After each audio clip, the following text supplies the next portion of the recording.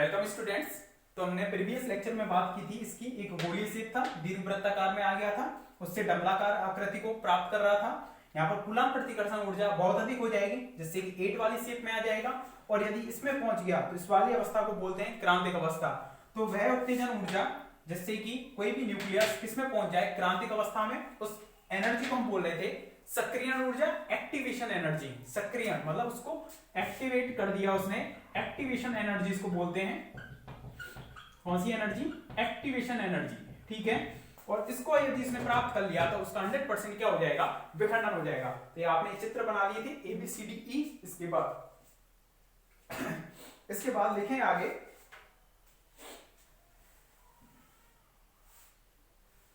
देखना ऐसी स्थिति में नाभिक का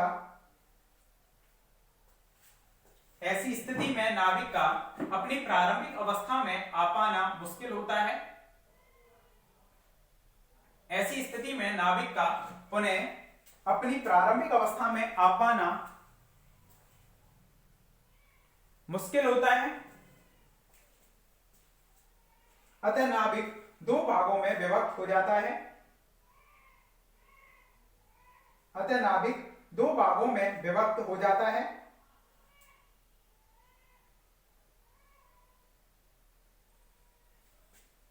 नेक्स्ट लाइन से लिखना, इस विखंडन की प्रक्रिया को पूर्ण होने में 10⁻12 सेकंड, कितने कम सेकंड की प्रोसेस को देख रहे हैं हम? 1 सेकंड का 10⁻12वां हिस्सा। सोचो जरा, 10⁻12 सेकंड लगते हैं।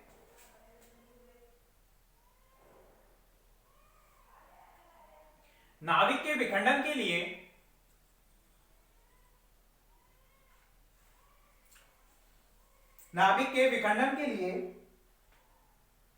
क्रांतिक अवस्था D प्राप्त होना आवश्यक है।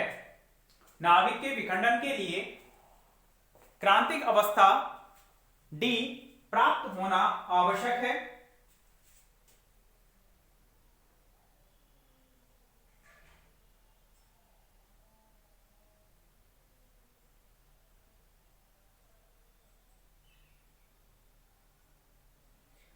नेक्स्ट लाइन से लिखना, अतः नाभिक को दी गई वह ऊर्जा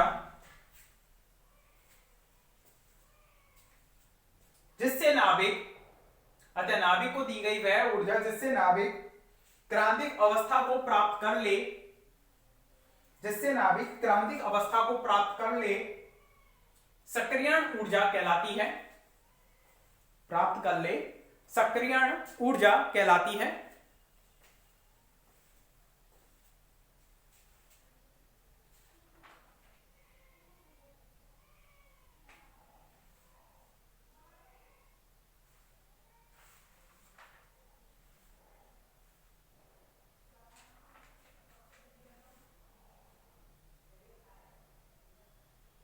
विखंडन की प्रक्रिया को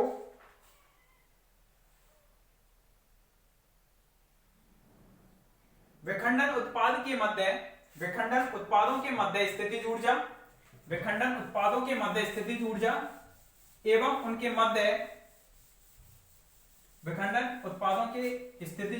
एवं उनके मध्य दूरी, मध्य को काटो, एवं उनके मध्य दूरी r के बीच स्मॉल r, स्मॉल r के बीच ग्राफ खींचकर समझाया जा सकता है। देखो, ये ग्राफ आपने पढ़ा था,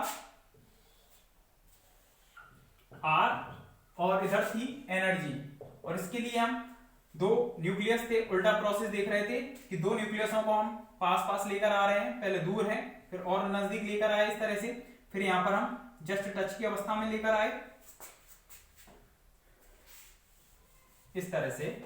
यहां पर वो एक पूरा न्यूक्लियस बन गया था, फिर यहां पर 0, यहां पर था R, 2R, तो 2R पर वो जस्ट टच की अवस्था में थे, फिर यहां पर 3R, 4R, 5r इस तरह से ले रहे थे, तो 5r पर इस तरह से थी उनके बीच की डिस्टेंस, और 2r पर जस्ट टच की अवस्था में थे वो दोनों न्यूक्लियस, ठीक है, इस तरह से थे।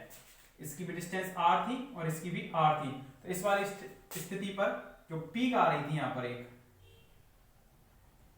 ठीक है, इस तरह से एक पीक आ रही थी, क्योंकि यहां पर कूलाम स्थिति ऊर्जा का मान अधिक होगा, बहुत अधिक होगा, मैक्सिमम होगा, विभव प्राचीर की ऊंचाई कहला रही थी, और इसको बोल रहे थे हम EC से रिप्रेजेंट कर रहे थे।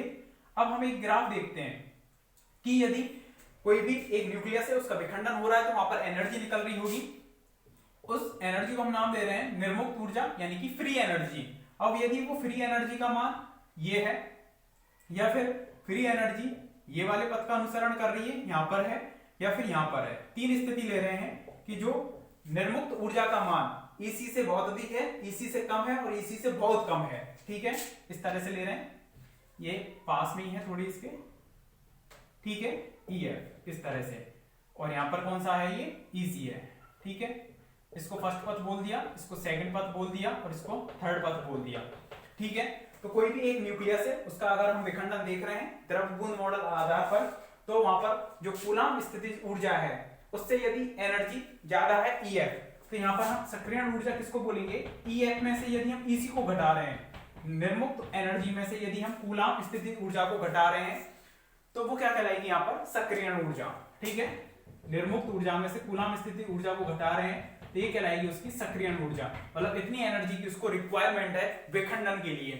तो यदि फर्स्ट स्थिति को हम देखते हैं कि EF का मान है वो ग्रेटर देन EC है, यानी कि अथवा करके लिख सकते हैं हम कि EA ग्रेटर देन 0 है, यही होगा, EF ग्रेटर देन EC की स्थिति में EA ग्रेटर देन 0 होगा, ठीक है, तो मतलब सक्रियण ऊर्जा धनात्मक है। तो इस स्थिति में उसको बाहर से हमें क्या देनी होगी, बाहर से क्या, वो नाभिक स्वतः ही क्या होने लग जाएगा, विखंडन हो जाएगा, उसका स्वतः ही क्या हो जाएगा, अगर ये वाली स्थिति है, कूलाम स्थिति ऊर्जा की तुलना में इसकी एनर्जी ज्यादा है, तो सक्रियण ऊर्जा पहले से ऑलरेडी है, पॉजिटिव है, तो इस स्थिति में उस नाभिक का स्वतः ही क्या हो जाएगा, विखंडन, मतलब बाहर से न्यूट्रॉन हमें देना नहीं पड़ेगा।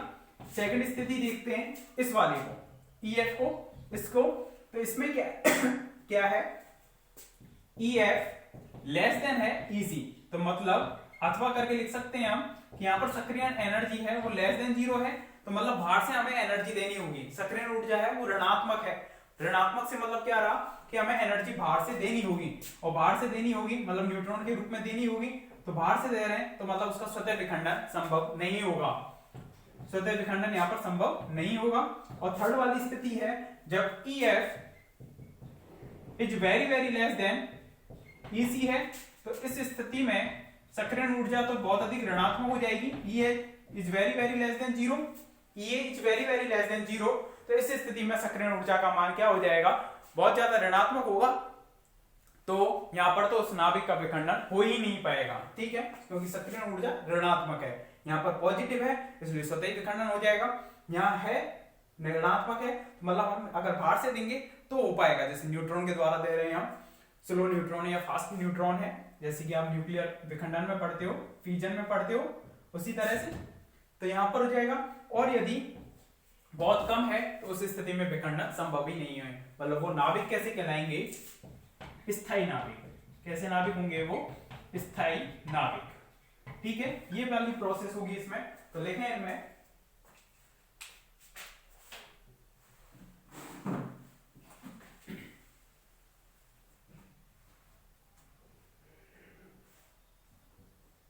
पहले ग्राफ को बनाओ,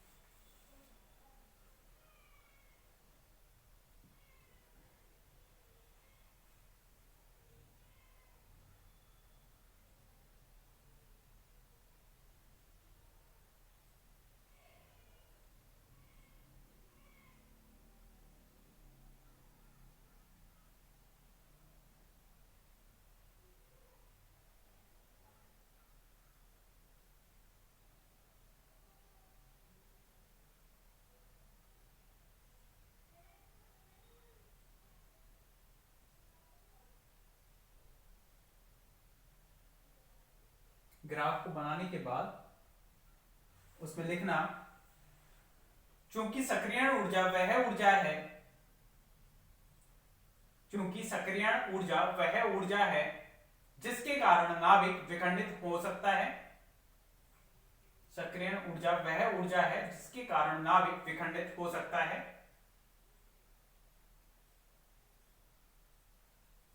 अर्थात सक्रियण ऊर्जा EA equal to EF minus EC,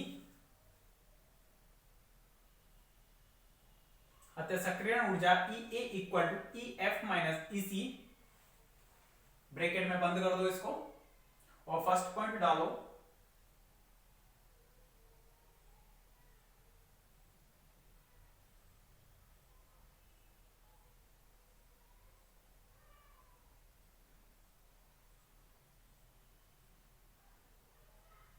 यदि EF ग्रेटर देन EC अथवा EA ग्रेटर देन 0 है तो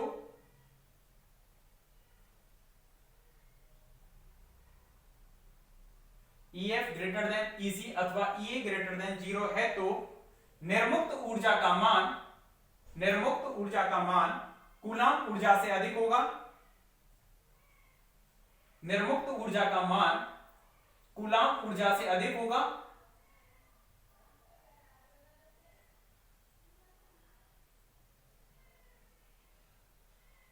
तब ऐसे नाभिक स्वतः विखंडित हो सकते हैं, तब ऐसे नाभिक स्वतः विखंडित हो सकते हैं।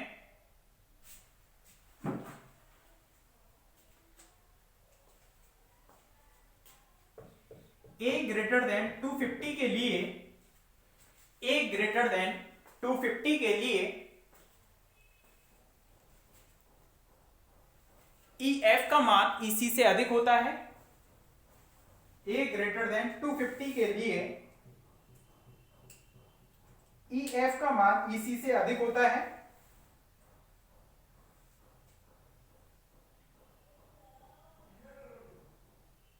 अतः ऐसे नाभिक प्रकृति में पाए नहीं जाते, अतः ऐसे नाभिक प्रकृति में पाए नहीं जाते।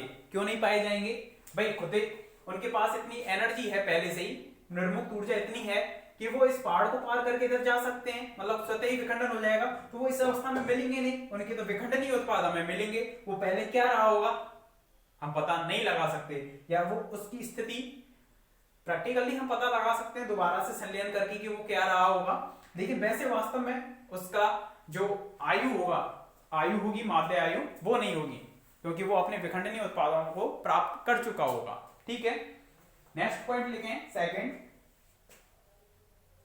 यदि EF लेस देन EC अथवा EA लेस देन 0, बोर्ड पर लिख रहा है EF लेस देन EC अथवा EA लेस देन 0,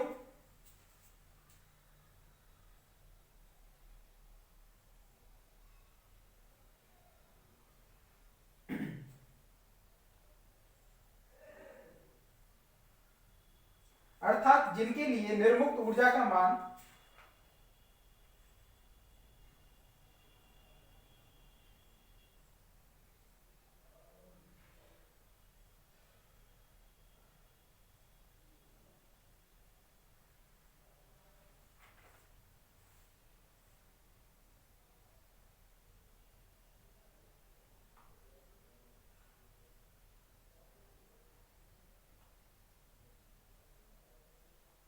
निर्मुक्त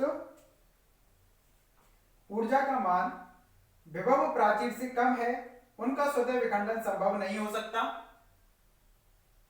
उनका स्वतः विखंडन संभव नहीं हो सकता। अतः इनके विखंडन के लिए उसमें न्यूट्रॉन की आवश्यकता होती है, अतः इनके विखंडन के लिए उसमें न्यूट्रॉन की आवश्यकता होती है। नेक्स्ट लाइन में लिखना, विनमेय यूरेनियम 235 एवं उसके आसपास के नाभिक ऐसा गुण दर्शाते हैं।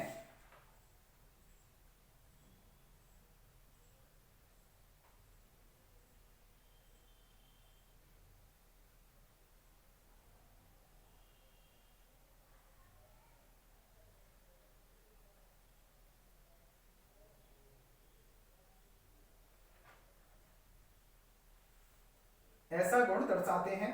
थर्ड पॉइंट लिखना,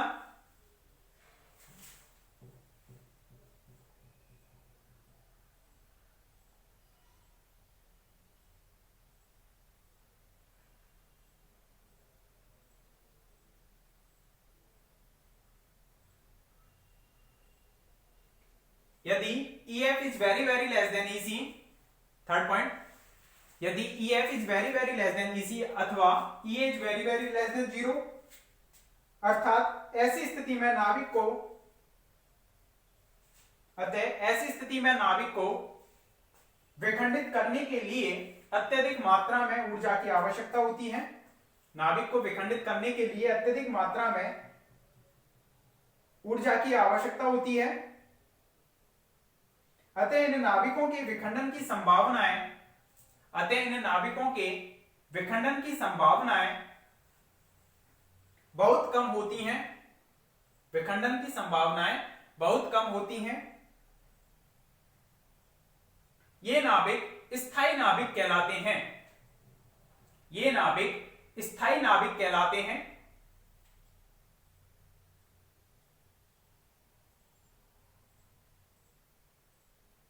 ठीक है, क्योंकि बहुत अधिक ऊर्जा की आवश्यकता इनको होगी। तो आप सिंपली देखो कि यहां से हमें यहां पर पहुंचना है, तो ये पहाड़ की एक चोटी है, इसको पार करना है, तो जो भी इससे ज्यादा एनर्जी रख रहा है वो तो इजीली इसको पार कर जाएगा।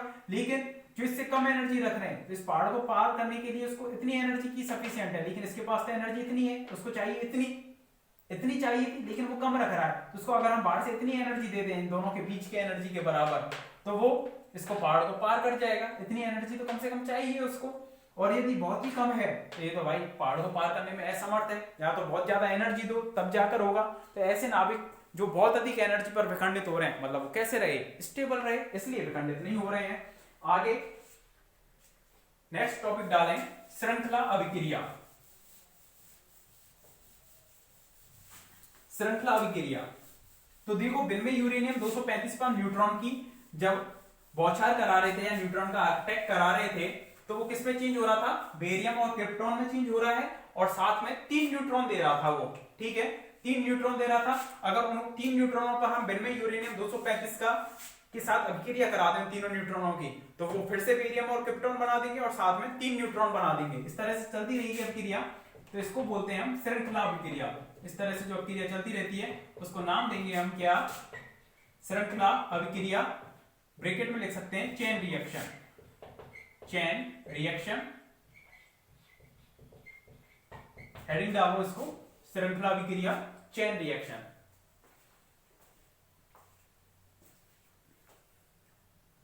देखो चेन रिएक्शन कैसे है कि सबसे पहले एक बिन में यूरेनियम 235 है, बिन में यूरेनियम 235 है, इस पर हम न्यूट्रॉन का अटैक करा रहे हैं। फर्स्ट ऑफ ऑल ये काम कर रहे हैं, तो इसमें क्या हुआ, दो बेरियम बने, दो बेरियम और क्रिप्टॉन बने, दो उत्पाद बने बेरियम और क्रिप्टॉन, और साथ में 3 न्यूट्रॉन बने।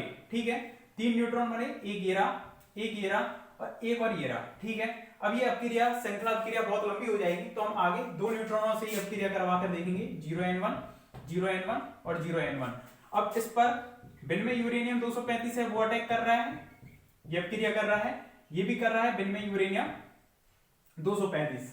ठीक है, इस पर ले लेते हैं, थोड़ी डिस्टेंस बन जाएगी इनके बीच में। बिन में यूरेनियम 235 इस पर भी होगा हालांकि, लेकिन वो चेन लंबी हो जाएगी, इसलिए हम 2 को ही लेकर चल रहे हैं। तो यहां पर बेरियम क्रिप्टॉन बनेंगे और न्यूट्रॉन बनेंगे। अब आगे भी हम 2 न्यूट्रॉन ही लेकर चल रहे हैं, नहीं तो चेन बहुत ज्यादा बड़ी हो जाएगी, बोर्ड पर नहीं आएगी। आप चाहो तो 3 न्यूट्रॉन निकाल सकते हो। यहां पर क्रिप्टॉन, बेरियम और बीच में न्यूट्रॉन, इस तरह से निकलेंगे, न्यूट्रॉन न्यूट्रॉन न्यूट्रॉन न्यूट्रॉन। ठीक है, तो इस तरह से और भी आगे कर सकते हैं कि ये बिन में यूरेनियम 235 के साथ अटैक करेगा, यूरेनियम के साथ ये भी करेगा, यूरेनियम के साथ ये भी करेगा, यूरेनियम के साथ, और ये भी अटैक करेगा यूरेनियम पर। तो यहां पर आगे भी फिर बेरियम क्रिप्टॉन बनेगा और यहां जगह नहीं रही है, यहाँ पर भी बेरियम क्रिप्टॉन बनेगा इस तरह से, और 2 न्यूट्रॉन बनेंगे यहाँ पर भी इस तरह से, यहाँ पर भी 2 न्यूट्रॉन बनेंगे इसी तरह से, यहाँ पर भी बेरियम क्रिप्टॉन बनेंगे और बीच में 2 न्यूट्रॉन इस तरह से निकाल सकते हैं। इसी तरह से इस पर बेरियम और यहाँ पर क्रिप्टॉन और यहाँ पर न्यूट्रॉन निकलेंगे। केवल 2 न्यूट्रॉन दिखा रहे हैं इसलिए 2-2 दिखाए थे, क्योंकि चेन बहुत लंबी हो जाती।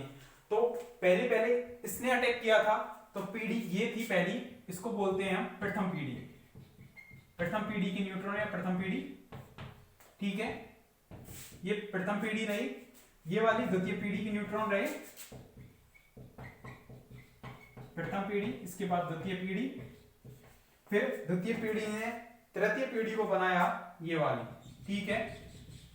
तृतीय पीढ़ी की न्यूट्रॉन है ये वाले, तृतीय पीढ़ी, और इस तरह से ये वाली, इससे फिर आई आगे ये वाली पीढ़ी कौन सी जाएगी, न्यूट्रॉनों की चतुर्थ पीढ़ी, ठीक है। इस तरह से लगातार न्यूट्रॉनों की संख्या में क्या हो रही है, वृद्धि हो रही है, और उनका आगे यदि पर्याप्त मात्रा में हमने यूरेनियम रखा है तो यूरेनियम से लगातार अटैक करते रहेंगे और न्यूट्रॉन बनाते रहेंगे, वो आगे करते रहेंगे। इस तरह से ये चेन कभी भी नहीं रुकेगी, इसलिए इस अपक्रिया को बोलते हैं चेन, लगातार चल रही है एक से दूसरी, क्या बोलेंगे, चेन रिएक्शन, श्रृंखला अपक्रिया। तो श्रृंखला अपक्रिया हेडिंग डालकर इसको बनाओ पहले।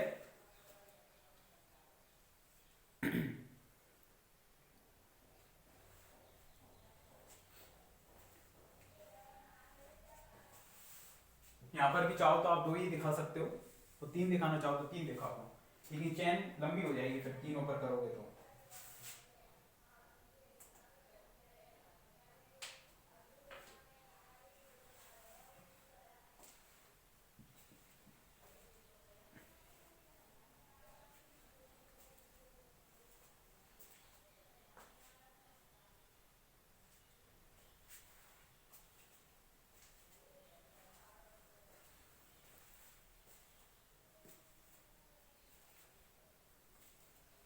प्रॉपर्ली अपने नोट्स बनाते चलना, क्योंकि जो भी सिलेबस ऑनलाइन क्लासेस के अंदर हो जाएगा उसको दोबारा रिपीट नहीं किया जाएगा, ठीक है।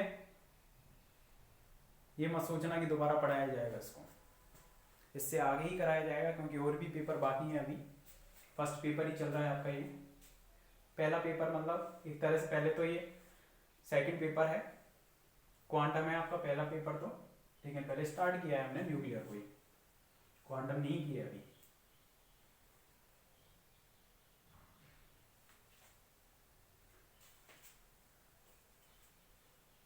लेकिन इसमें जब कोई नाभिकीय अपक्रिया एक या एक से अधिक, जब कोई नाभिकीय अपक्रिया एक या एक से अधिक नाभिकीय अपक्रियाओं को संचालित करती है, जब कोई नाभिकीय अपक्रिया एक या एक से अधिक नाभिकीय अपक्रियाओं को संचालित करती है,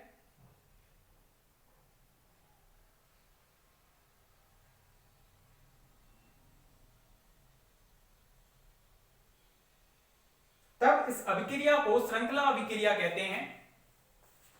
तब इस अभिक्रिया को श्रृंखला अभिक्रिया कहते हैं।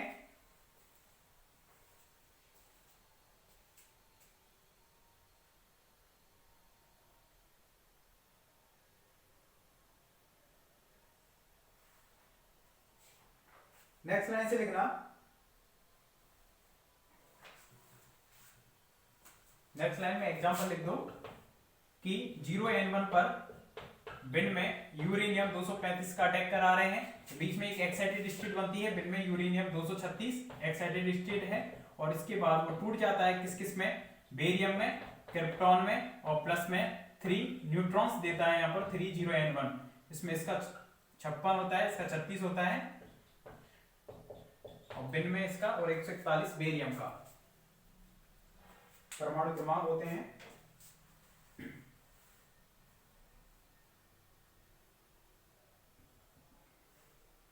लिखें। एग्जाम्पल को लिखने के बाद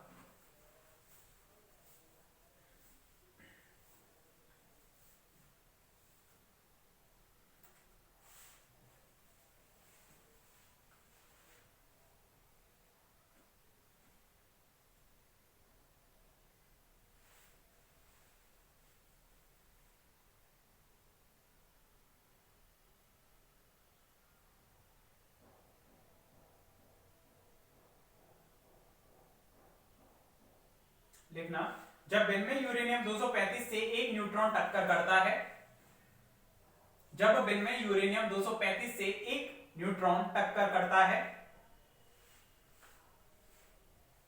तब संयुक्त नाभिक बिन में यूरेनियम 236 का निर्माण होता है,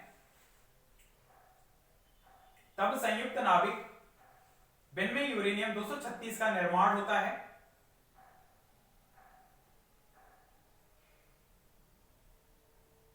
इस संयुक्त नाभिक की उत्तेजन ऊर्जा बहुत अधिक होती है।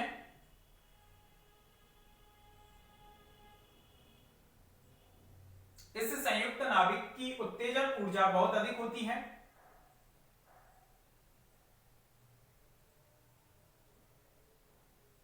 इसलिए यह संयुक्त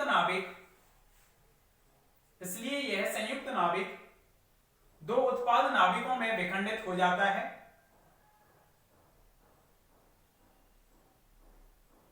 दो उत्पाद नाभिकों में विखंडित हो जाता है तथा इसके साथ 3 न्यूट्रॉन मुक्त होते हैं, तथा इसके साथ 3 न्यूट्रॉन मुक्त होते हैं।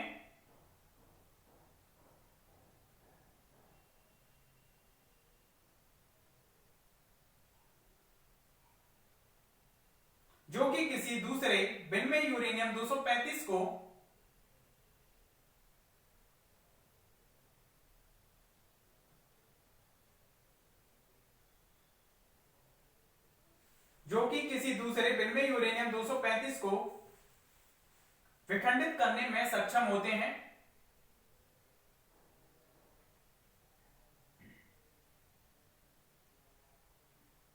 जो कि किसी दूसरे बिन में यूरेनियम 235 को विखंडित करने में सक्षम होते हैं।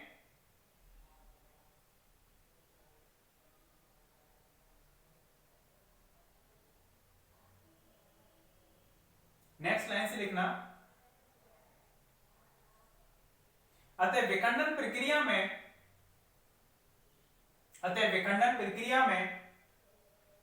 मुक्त हुए न्यूट्रॉन के द्वारा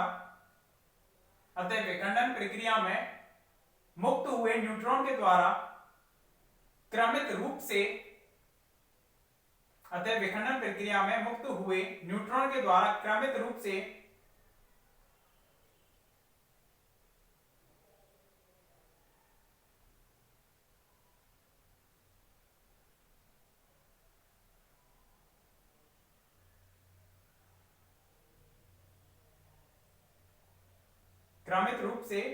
नए विखंडनों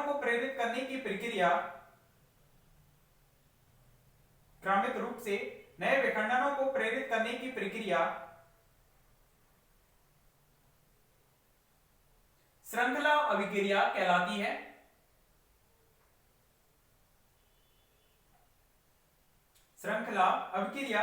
है।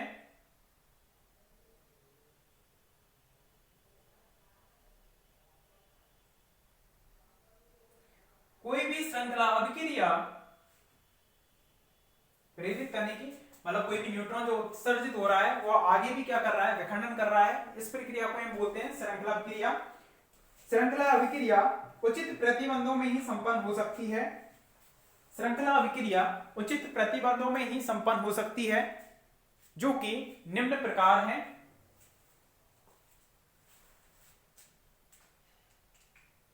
श्रृंखला अभिक्रिया उचित प्रतिबंधों में ही संपन्न हो सकती है, जो कि निम्न प्रकार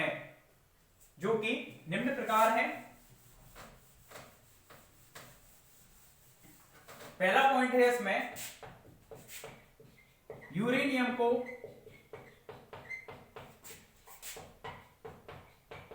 संवृद्ध करना यानी कि वृद्धि करना।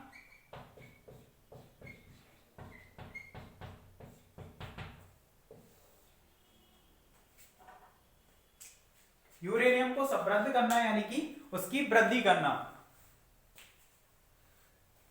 इससे मतलब क्या है कि यहां पर लगातार तो न्यूट्रॉन मिल रहे हैं, लेकिन न्यूट्रॉन को अगर यूरेनियम ही ना मिले तो विखंडन के लिए, अभिक्रिया करने के लिए, तो क्या अभिक्रिया रुक जाएगी बीच में। तो श्रृंखला अभिक्रिया लगातार चले, इसके लिए उसमें पर्याप्त मात्रा में क्या होना चाहिए, यूरेनियम। तो इसलिए वहां पर हम यूरेनियम की वृद्धि कर देते हैं। यूरेनियम की जो मेनली तीन समस्थानिक होते हैं, विनिमय यूरेनियम 234, विनिमय यूरेनियम 235 और विनिमय यूरेनियम 238।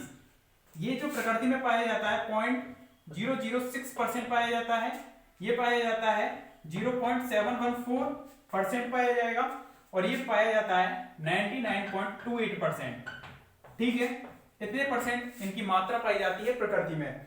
तो प्रकृति में ये जो विनिमय यूरेनियम 238 है वो तीव्रगामी न्यूट्रॉन की इसके लिए आवश्यकता होती है, तीव्रगामी न्यूट्रॉनों की, तो इसलिए इसका यूज कम किया जाता है। जबकि विनिमय यूरेनियम 235 है वो स्लो न्यूट्रॉन से यानी कि मंदित न्यूट्रॉन से क्या हो जाता है, विखंडित हो जाता है। इसलिए विनिमय यूरेनियम 235 का हम यहाँ पर क्या करते हैं, यूज करते हैं, क्योंकि वो स्लो न्यूट्रॉन्स के साथ क्या कर लेता है, आराम से अभिक्रिया करके विखंडित हो जाता है और इसकी प्रतिशत मात्रा हालांकि कम होती है इसकी तुलना में।